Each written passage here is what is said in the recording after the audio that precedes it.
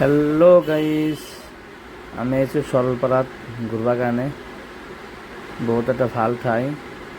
ভূটানৰ পৰা পানীবিলাক আহি থাকে, বহুত ঠাণ্ডা পানী হয়।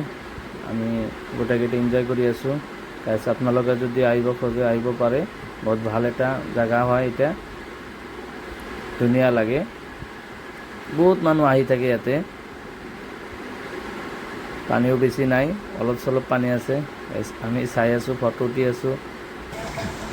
তো আপোনালোকে আহক, আমাৰ ভিডিঅ' চাই না।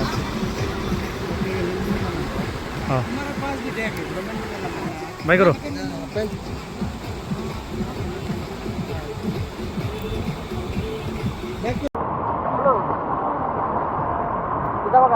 हां